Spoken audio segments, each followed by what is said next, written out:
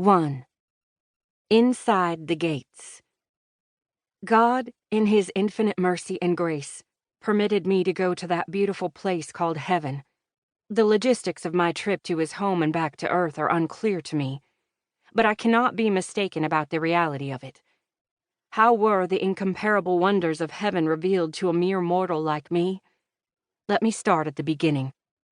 One night, the Lord appeared to me and told me I was chosen for a special assignment. He said, "My child, I will manifest myself to you to bring people out of darkness into light. I have chosen you for a purpose. You are to write and make a record of the things that I will show and tell you." I submitted myself to God completely, and astounding things began to happen. I was taken from where I was at the time and transported into hell itself. I was aware of all 5 of my senses.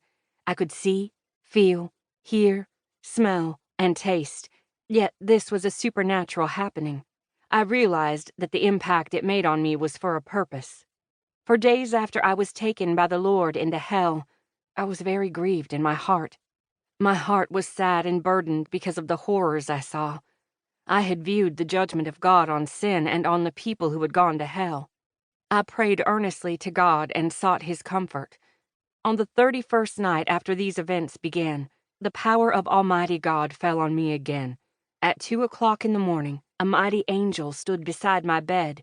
Jesus Christ was standing behind the angel, and as I looked on the face of the Lord standing there, He smiled at me, but He did not say anything. The mighty messenger of God said, "God has given me a special mission. I am sent here to take you to heaven and to show you parts of it." After a moment he spoke again. "Come and see the glory of God." At once I was supernaturally transported from my home and found myself standing outside one of the gates of heaven with the heavenly angel. The overwhelming beauty of what I saw around me was breathtaking. The clothing the heavenly being wore looked like a brilliant garment of light. The angel had triangular-shaped wings that glistened with the colors of the rainbow. Although I wasn't surprised, I was amazed at the indescribable beauty of God that was evident all around. The next thing I knew, the angel repeated an exclamation that I would hear many times. "Behold, the glory of God."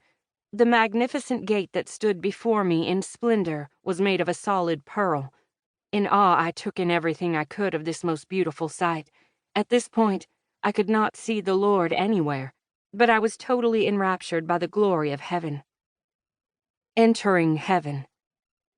When we arrived there, 2 very tall angels were standing outside the gate. Both of them wore glistening robes and had swords in their hands.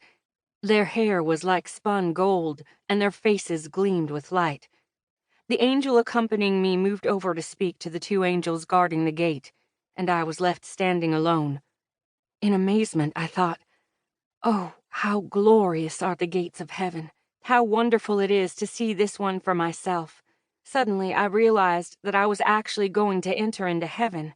As I watched the angels of the Lord, I could hear some of the conversation they were having. One of them went inside the gate and returned almost immediately with a small volume. The book had a gold cover, and the printing inside was also in gold. It seemed to be a book about my life's history. My name was stamped on the cover. Mary Catherine Baxter.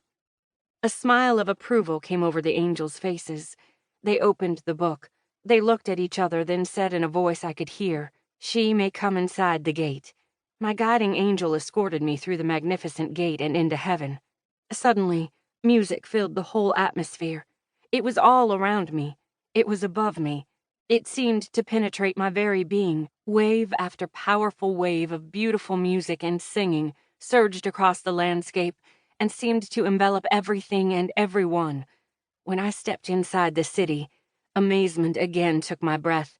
The landscape of that incomparable city was beyond description.